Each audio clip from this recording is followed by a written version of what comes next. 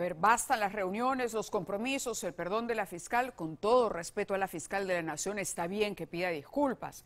Pero a ver, de pronto ya hay que hacer correcciones en el procedimiento. Las respuestas que dio la fiscal Abad a los policías desesperados para ubicarla y para que atienda este asunto, la verdad, dejaron mucho que desear. Y tenemos a dos invitados que tienen un amplio conocimiento de este tema. Está con nosotros la doctora Romy Chan, ella es penalista.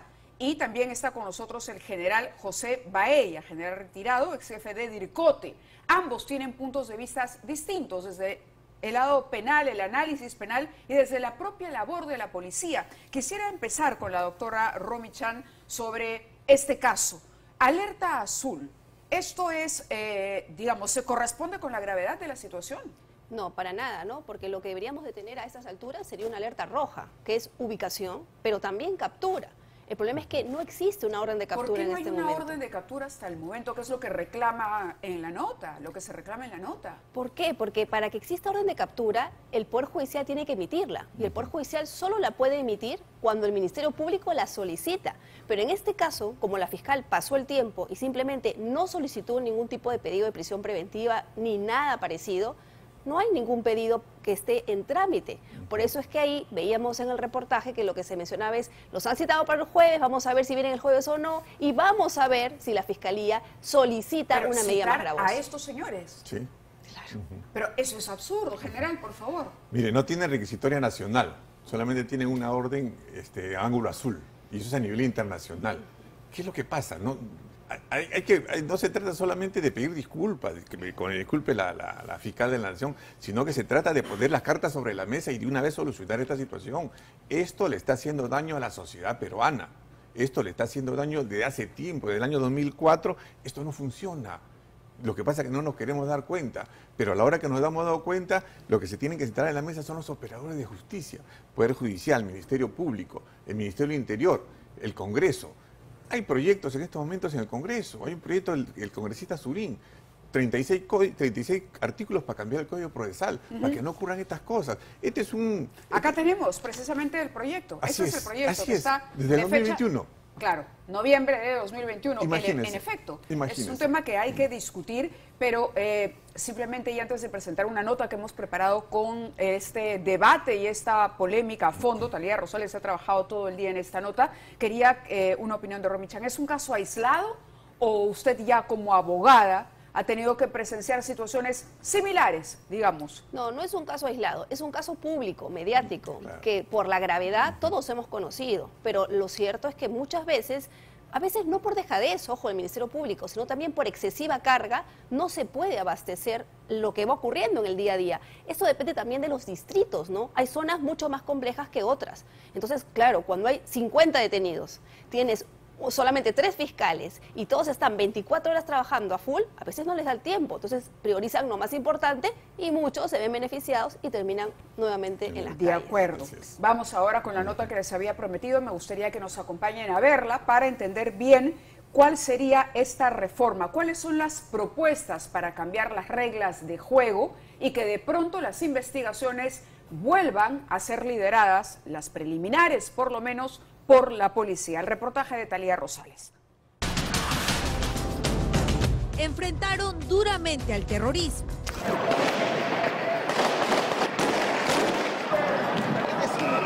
Estos son solo algunos de los rostros de los policías que se formaron en las canteras de la PIP.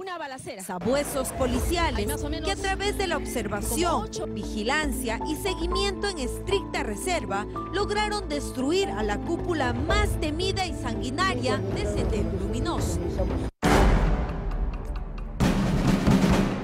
¡Viva el Perú! ¡Viva la Policía Nacional! ¡Viva la DIRCOTE! ¡Viva el pueblo peruano! Hoy la lucha no es contra el terror, pero sí contra el crimen organizado. Tras la muerte del maldito Cris y la indignante liberación de sus cómplices en manos de la Fiscalía desde el Congreso de la República, se buscará que la Policía Nacional pueda tener otra vez la potestad de investigar. Se trata del proyecto de ley 819-2021, iniciativa que dormía en el Parlamento desde hace 1 año y 8 meses. 31 páginas que sustentan el por qué resucitar a la PIP. Creo que debe entender el Ministerio Público que es importante que la policía vuelva a lo que era antes, a investigar. Acá tiene que haber un cuerpo de investigación sólido para luchar contra la inseguridad ciudadana, sino con toda responsabilidad y honestidad le digo que no se va a solucionar si no se entiende bien esto de darle a la policía el derecho que tiene para investigar. El congresista Alfredo Azurín, promotor de este proyecto y actual presidente de la Comisión de Seguridad del Parlamento, espera que la Comisión de Justicia evalúe su iniciativa legal. Fue en 1988 que se decidió disolver la Policía de Investigaciones del Perú. Se buscaba integrar fuerzas policiales, hacer un mejor uso de los recursos económicos y desaparecer aquellos conflictos que ya existían a la interna. Pero ¿cuál fue la razón? ¿Cuál fue el detonante para que se le quite a la policía esa potestad de investigar? Los jueces recibían los famosos atestados policiales que confeccionaba la policía. Los confeccionaba primero en condicional, o sea, no había nada probatorio. Entonces decía, habría sido el autor, podría haber ocasionado los daños, etcétera, etcétera. Entonces este nuevo Código Procesal Penal lo que está haciendo es efectivamente eliminar el aspecto de la condicionalidad y exige, sí, que para que exista una sentencia a nivel judicial, el Ministerio Público debe demostrar con actos probatorios estos delitos. Y esto es lo que se está ejecutando. Mencionan que existían muchos hechos de corrupción grandes e importantes dentro de justamente la Policía de Investigaciones y por ello es que se decide prácticamente disolver. ¿Esto es así? Mire, en la policía, así como en muchos organismos en el Estado, han tenido muchas fallas. Yo creo que la policía también ha perdido mucho espacio justamente por lo que usted dice. Pero yo pienso que la policía ha aprendido la lección y en estos momentos nosotros estamos viendo los trabajos que hace la policía básicamente sin nada, sin herramientas. Así llega entonces la polémica sobre cuál de las instituciones investiga mejor. Y desde el Ejecutivo ya se barajan las cartas para definir quién debe tener la batuta. Pero esto refleja más bien, creo, algunas inconsistencias en el modelo procesal penal que efectivamente tiene que verse a partir de una reforma, me parece, de esta visión, ¿no? ¿Quién investiga mejor, la policía o el fiscal? Es una pregunta que tenemos que volver a replantearnos a través de alguna reforma. Hace 35 años, la policía cumplía la función de detener a los delincuentes y además de continuar con la línea de investigación, incluso hasta la etapa del juicio, participando en muchos casos como testigos. Uno de los casos emblemáticos de captura que realizó la Policía de Investigación fue la detención de Loco Parochena el 9 de febrero de 1982. Federico Salvino Parochena era el terror de las casas residenciales y las agencias bancarias, hasta su captura en San Martín de Porres. La propuesta de este congresista Azurín es inviable, inaplicable, está contra la Constitución, contra las leyes. Entonces, acá lo único que se está haciendo es querer dividir la institucionalidad de la policía. Este martes, la fiscal de la Nación anunció medidas para nunca más repetir el vergonzoso episodio de la liberación de delincuentes. Se requiere entonces reformas en el Código Penal, cambios estructurales que involucre el compromiso de ambas instituciones. La lucha ahora es contra organizaciones criminales internacionales.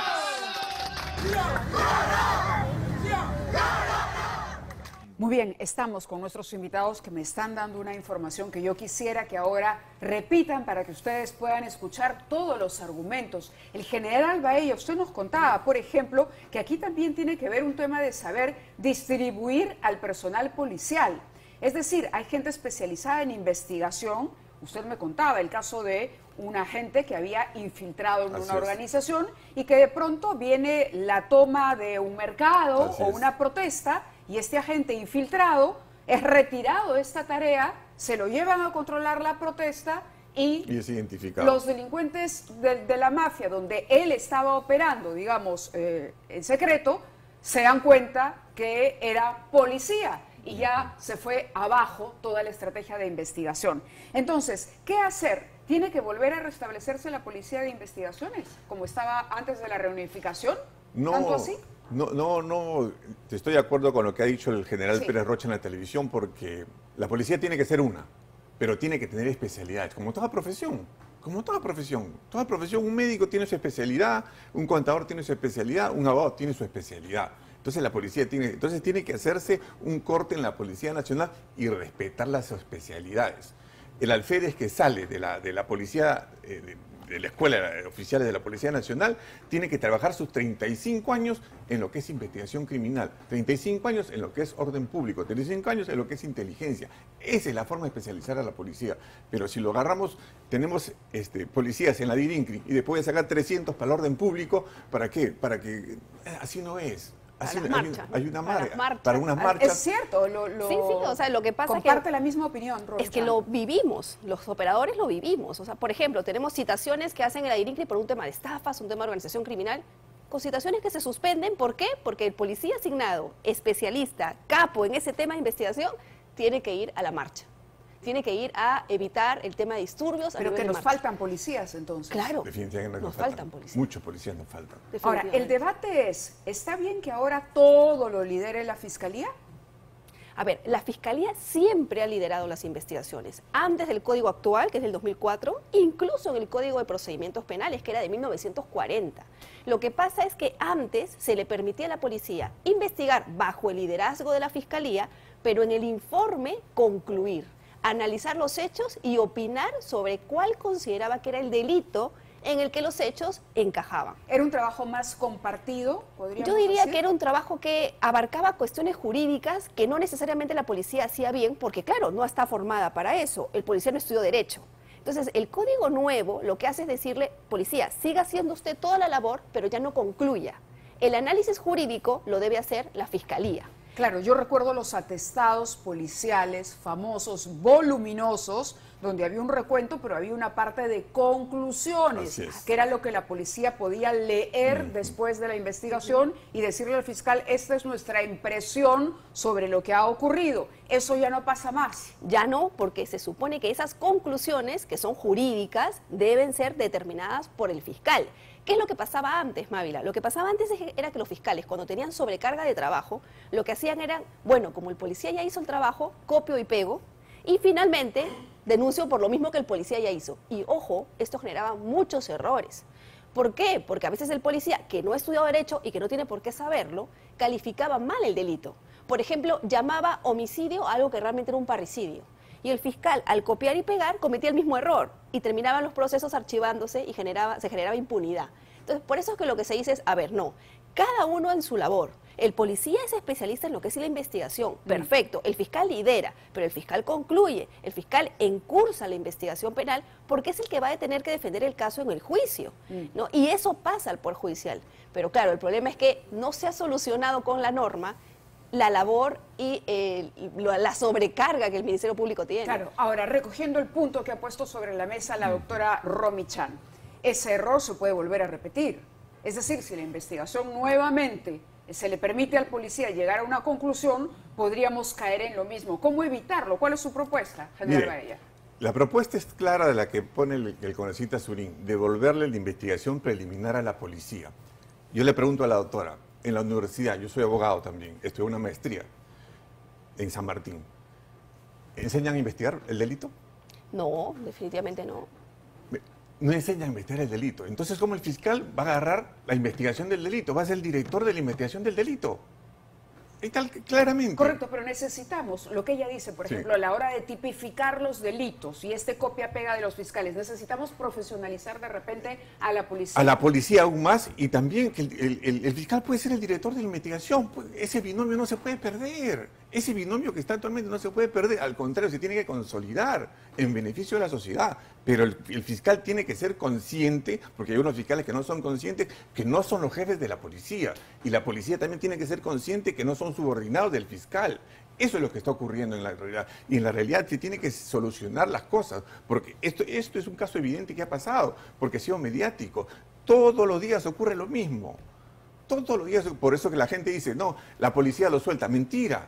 Mentira, la policía no lo suelta. Bueno, la policía siempre se queja de que ellos capturan y el fiscal suelta. Bueno, a ver, pero es que, ¿cuál es el procedimiento para entenderlo mejor, ¿no? Cuando hay flagrancia, la policía detiene. E inmediatamente está en la obligación de dar cuenta al fiscal.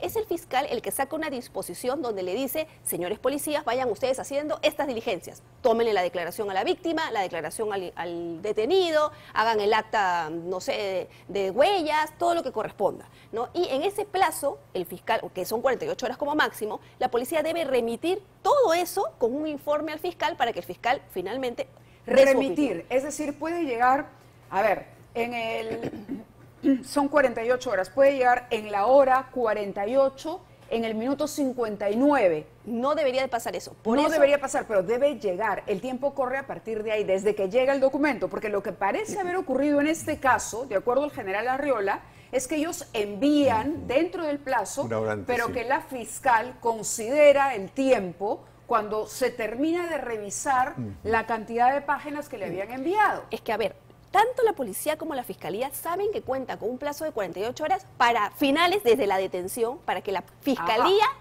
ponga su pedido, si es que va a solicitar prisión preventiva, al Poder Judicial. Entonces, tienen que trabajar en equipo, que es lo que decía el general. Y no están trabajando en equipo. El problema es que, claro, en este caso falló la fiscalía. Hay otros casos donde falla la policía porque no le comunica con rapidez a la fiscalía que ha hecho la detención. ¿Por qué? Porque tiene muchos detenidos, por ejemplo, entonces no le da el tiempo para abastecerse en todos los casos. Aquí sí es claro que la policía le venía ya advirtiendo a la fiscal que se les quedaba corto el plazo. Y la fiscal, pues, no respondía, ¿no? Entonces, claro, pues que la responsabilidad estuvo en el Ministerio Público, pero a veces está también en la policía, a veces está en el Poder Judicial. Entonces, lo que hay que hacer realmente es no tanto trabajar en las modificaciones normativas, sino trabajar en el tema de recursos humanos y el tema de gestión. ¿Cómo hago para realmente tener a policías que estén capacitados en el tema de investigación y exprimirlos al máximo en ese sentido? ¿Qué hacer desde la policía? Yo no estaría tan de acuerdo con la doctora, Ajá, lógicamente que la respeta. ¿En qué punto? A la policía se les ha cortado las manos para investigar. La policía solamente puede tener en flagrancia y hacer la investigación y ponerla a disposición. Pero, ¿y qué hace ahora la INCRI? Tú tienes una denuncia, vas a estafas, y la doctora no me deja mentir. Esa denuncia va a la fiscalía. La carpeta, si quiere, la fiscal la regresa a estafas, o si no, hace la investigación en su despacho fiscal. Pero eso quiere decir que estamos no solo subestimando a la policía, sino desperdiciando un recurso que está capacitado. Por eso te digo que se les ha cortado las manos a la policía y las manos de investigación. ¿Hay policías suficientes para hacerse cargo de la cantidad de investigaciones al margen de sus otras tareas? DIRINCRE es una unidad especializada a nivel nacional. Secuestros, robos, divindad, ¿cómo se llama? Lo que es estafas. Delitos cibernéticos. Delitos cibernéticos, lo que es divindad, ¿no? La policía puede, la policía está cuando lo quiere hacer, la policía lo hace, pero hay que darle las confianzas. Y ojo, otro aspecto, Mávila, el gobierno tiene que darle los medios suficientes, tecnología, laboratorios, criminalística, que es la base para la investigación policial. Tenemos un laboratorio, Aramburú 550, en el 6º piso. Ese edificio ya se va a caer. No se puede evitar. Y tenemos nuestro laboratorio ahí. ¿Acaso tenemos laboratorios en provincia? Ese es el problema con la policía, que a través de los años se ha venido debilitando y nadie pone las cartas sobre la mesa. ¿Se siente o hay la impresión, a raíz de las informaciones que hemos conocido en los últimos días, que la policía ha sentido un golpe en su imagen y en su propia moral, y que hoy quienes están asumiendo el liderazgo están haciendo todo lo posible por elevar la moral de los agentes? El general Baella habla de un problema de recursos, pero creo que la problemática alcanza también, por otro lado, a la Fiscalía en el mismo sentido. ¿Qué tan crítica es la situación de la Fiscalía, para que nos demos una idea con la cantidad de casos que se manejan? Bueno, hay fiscales, por ejemplo, en San Juan del Lurigancho, en San Juan de Miraflores, que tienen que entrar en turno una semana sí, una semana no. O sea, están 7 días, se supone, sin dormir, y luego 7 días descansando normalmente. Pero como no hay más fiscales, luego otra vez 7 días sin dormir una semana. Eso es imposible, nadie lo puede hacer. Y claro, es que no hay más fiscales. Entonces, también hay un problema de recursos. Es cierto que la lucha contra la ¿Pero corrupción... por qué no hay más fiscales, doctora Chang? Por la distribución, pienso yo, que se hace también de los mismos, ¿no? Hay equipos en donde tienes a 5 No es cantidad, fiscales, entonces, a es veces gestión. Es gestión, es cómo se distribuyen, también es preparación a veces, Mávila. Porque claro, quien maneja pues el derecho al 100% puede fácilmente descartar los casos que no son penales, que no tienen relevancia y archivarlos de plano. ¿Profesionalización de los fiscales? Puede ser, a veces es capacitación, y eso va de la mano con un tema medular, ¿no? La educación. La importancia realmente de formar en las universidades a profesionales A1, que no simplemente lleven o estudien derecho virtualmente. Nosotros tenemos muchos fiscales que han sacado el título virtual, porque un título de una universidad que te da, que antes no tenía mayor control, vale lo mismo que cualquier otra universidad de prestigio, de peso. Eso ahora, también es un problema que ahora se puede visualizar en esto. Claro, en los dos casos entonces está el reto para el Ejecutivo, que es el que tiene los recursos y el que tiene que asignar y ver. Y en los dos casos está el reto de que las cabezas de las instituciones gestionen esos recursos de la mejor manera. ¿Quién debería proponer el cambio y llevarlo adelante? ¿El Congreso de la República o, como adelantó además el presidente del Consejo de Ministros, el Poder Ejecutivo, a través del Ministerio de Justicia, en coordinación de pronto con el Ministerio del Interior? General. Yo creo que este es un buen momento de sentarnos a la mesa todos. El Ejecutivo, Congreso, todos los actores, Poder Judicial, Ministerio Público, Policía Nacional, pero ojo, Mávila, Policía Nacional, pero que no vayan los asesores del Ministerio, que vayan los hombres que están en la cancha, que vaya el general Arriola, que vaya el general de la DIRINCRI, que vayan los jefes de división, que vayan los jefes de la DIRPINCRI. Ellos son los que sufren allí y ellos pueden mejorar las cosas. Esa es la situación. Si vas a mandar un asesor del Ministerio del Interior, no vive la camiseta, pues, no vive la camiseta. Esa es una recomendación que se tiene que hacer. Y todos sentarse y darle solución a esto. Darle solución a esto, porque la sociedad pide soluciones, la sociedad pide justicia. Eso es lo que está pidiendo la sociedad. De acuerdo. Romy, ¿qué además debería ocurrir? ¿Está de acuerdo que la policía participe de esto? La Fiscalía también, me Totalmente imagino. de acuerdo, porque son los operadores de justicia. O sea, el binomio policía, fiscalía, tiene que funcionar, pero para eso también hay un respeto mínimo. Y sí es cierto lo que dice el general, muchos fiscales a veces subestiman a los policías. Y eso, Mávila, es sorprendente cuando a veces encontramos como el general policías que están formados y que incluso tienen maestrías y tienen más capacitación que algunos fiscales, ¿no? Pero sí es verdad que en algunos casos hay un maltrato porque a veces la fiscalía malentiende que dirigir la investigación es considerar a la policía como considerarse jefe y de eso, esos Mávila, policías. también viene por la institución. Por ejemplo, en otros países, cuando tú vas a una comisaría, al que encuentras en la puerta cuidando es a un vigilante de empresa privada, pero no es un policía. Porque claro, ¿cómo vas a malutilizar a un hombre preparado, que ha llevado toda una educación, formación, como portero en una comisaría? Eso no se debe hacer. Eso es un maltrato para el efectivo policial. Pero desde ahí empezamos a ver cómo tiene que venir una reforma interna de cada institución. Bueno, y el tiempo de verdad corre en contra. Ahí está el reto claro y no hay tiempo que perder porque esta ola de violencia nos ha golpeado y duro. Y si no fuera, quizá hay que rescatar que lo bueno dentro de lo malo que ha ocurrido es que ha visibilizado una problemática y ha permitido que se realicen debates de esta naturaleza. Quiero agradecerle al general Baella porque con él terminamos esta mesa. Le pido sí a Romy Chang que se quede con nosotros para ver el tema de la pena de muerte. General, muchísimas gracias por sus aportes esta noche. Sí. Pero antes vamos a